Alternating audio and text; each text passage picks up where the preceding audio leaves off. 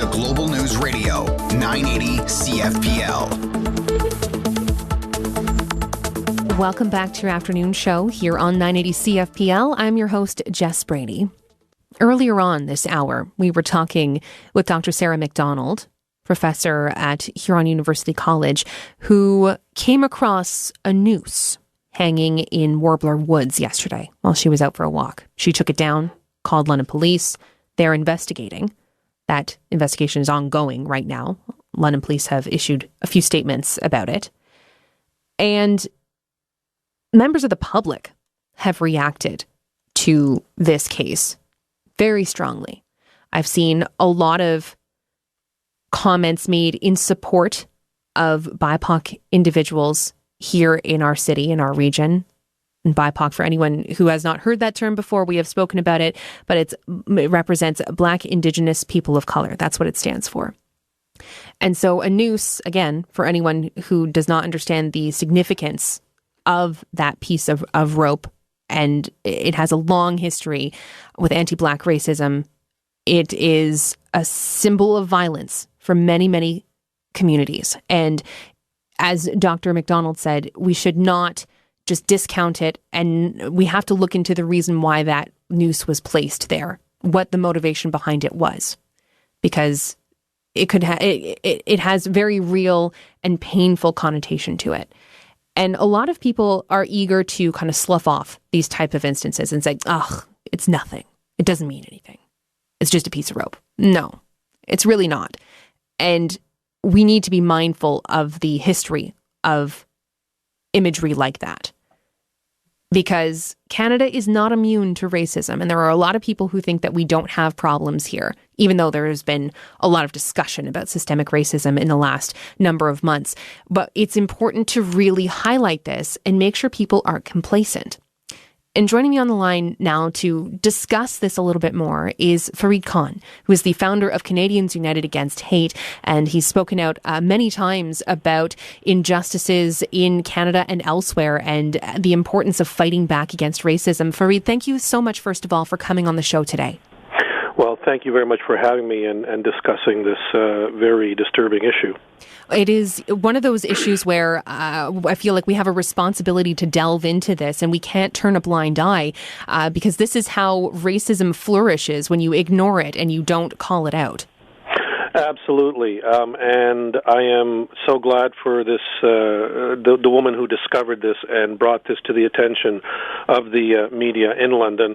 What I was reading up on the story when I heard of it from you, and I was disturbed to find that the first reaction from the London police media office was, well, it's just a piece of rope. And as you said, well, no, it's not just a piece of rope. The placement of a noose is no different than someone painting a swastika on a surface, or targeting whether it's Jews or blacks or any minority. It's the same sort of hate symbol, and it can't be just thought of as, oh, it's just something that's no big deal. It is a big deal.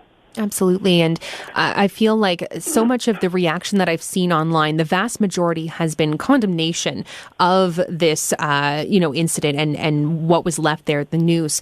But there's also really heartbreaking comments from people from BIPOC communities who are saying this makes us feel unsafe. And it's the reality of the situation for those communities where they feel threatened, understandably so.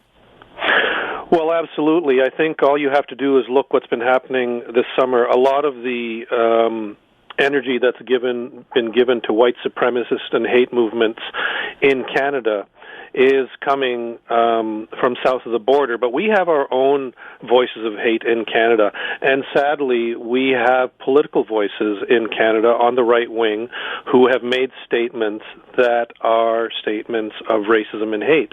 We had one individual who was running for the Conservative Party leadership who made a very racist statement targeting Canada's chief medical health officer while we were still in the COVID lockdown.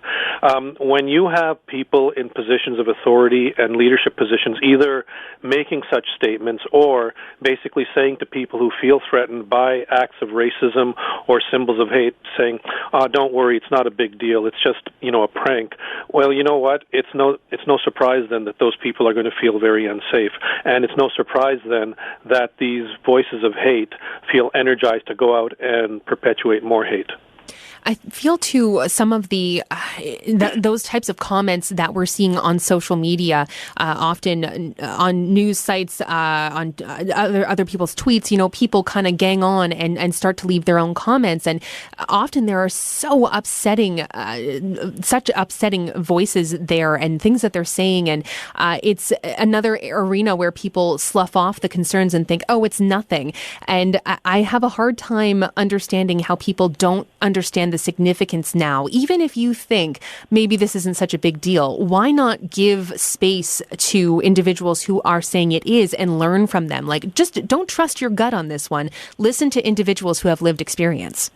Well, absolutely. I would, to these people who think it's no big deal, I would say to them, what if your child was coming home and saying that they were being bullied at school by somebody? Would you say to them, oh, don't worry, it's no big deal? No, you wouldn't. And similarly, for people who feel threatened by these sorts of acts and these sorts of symbols, I think we have to say that, no, your concerns and your fear is very real. I think that there is a very real need right now, and this campaign that I've been trying to push for more than 3 years with the federal government, for some sort of national public education strategy program that talks about how hate exists in society. Our very country was founded on a basis of white supremacy and the genocide of the indigenous people, and then it was perpetuated by policies that advocated racism against blacks, racism against Chinese, South Asians, Japanese, and other people of color. And yet this is a history that few Canadians actually acknowledge, and it's the sort of thing that allowed hate to perpetuate. And now we have the situation today, what's going on, and it seems there's still people who have a bury their head in the sand attitude, and this is very dangerous for our society. I would agree, and I feel like people don't want to acknowledge the depth of the, importance of this issue, because perhaps they feel like it's too much to tackle. So they think, oh, it's not really an issue, because it's easier to turn a blind eye than do the work of dismantling it. I wonder if that's part of it. Well, I think a lot of it has to do with the fact that people are still uncomfortable talking about this despite all the coverage that we've had this past summer. There's also those people who don't want to acknowledge that people who might look like them perpetuate such insidious types of acts or display such types of symbols.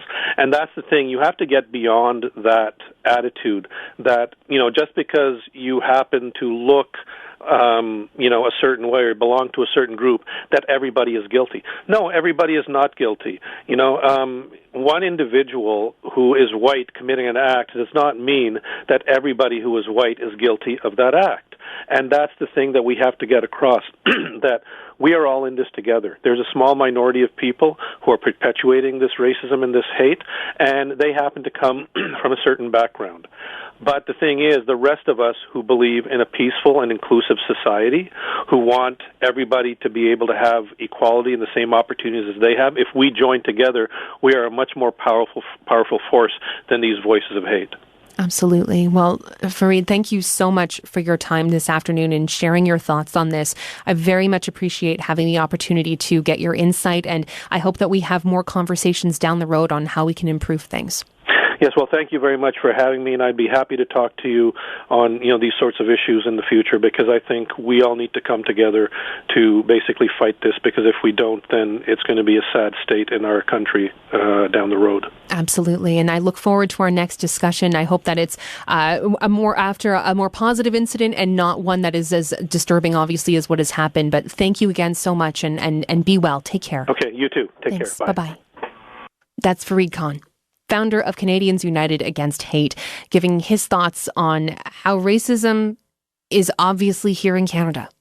And we all have a responsibility to face it head on and make positive changes. We have to. It's our responsibility. We need to take a break. We'll be right back on 980 CFPL.